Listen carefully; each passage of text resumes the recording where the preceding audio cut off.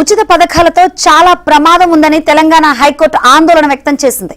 రైతు బంధు పథకం రాష్ట్ర ఖజానాకు భారమని అభిప్రాయపడింది.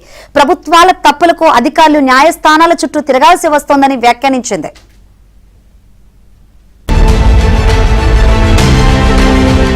కోర్టు ధిక్కరణ వ్యవహారంలో తెలంగాణ ఆర్థిక శాఖ ముఖ్య కార్యదర్శి సందీప్ సుల్తానియా హైకోర్టు ముందు వ్యక్తిగతంగా విచారణకు హాజరయ్యారు.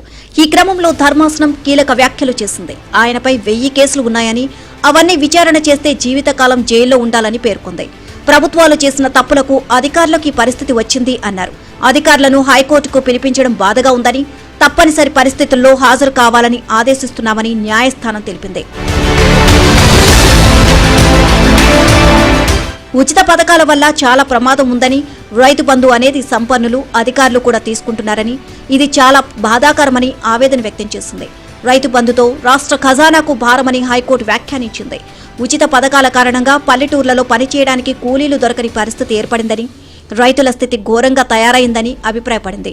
ప్రభుత్వాలు ఉచితాలను ఇలాగే ఇస్తూ పోతే చివరకు కుబేరుడు వద్ద ఉన్న ధనమంతా అయిపోయి ఆయన కూడా పనికి ఆహార పథకం కింద కూలీకి రావాల్సిన పరిస్థితి వస్తుందని వ్యాఖ్యానించింది. 1,15,00,000 కుటుంబాలకు ఉచిత పథకాలు ఇస్తే దేశాన్ని ఎలా నడుపుతారని ప్రశ్నించింది. విద్యార్థులకు ఫీజుల చెల్లింపులోనూ అర్హులైన బాగా చదువుకునే వారికి మాత్రమే ప్రభుత్వం ఆర్థిక సాయం అందించాలని సూచించింది. కాలేజీలకు వెళ్లకుండా తిరిగే విద్యార్థులు యాజమాన్యాలను బ్లాక్మెయిల్ చేస్తున్నారని ఆందోళన వ్యక్తం చేసింది.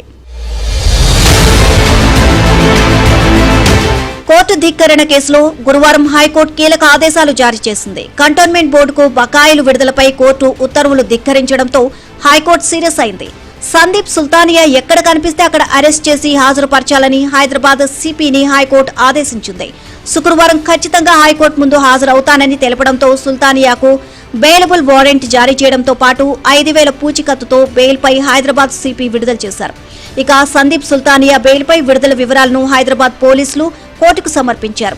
2024లో హైకోర్టు ఇచ్చిన ఆదేశాలను సందీప్ సుల్తానియా ఉద్దేశపూర్వకంగా అమలు చేయలేదు అంటూ రామకృష్ణ అనే వ్యక్తి కోర్టు ధిక్కరణ పిటిషన్ దాఖలు చేశారు. దీంతో హైకోర్టు ఆగ్రహాన్ని వ్యక్తం చేస్తూ కీలక ఆదేశాలు జారీ చేసింది.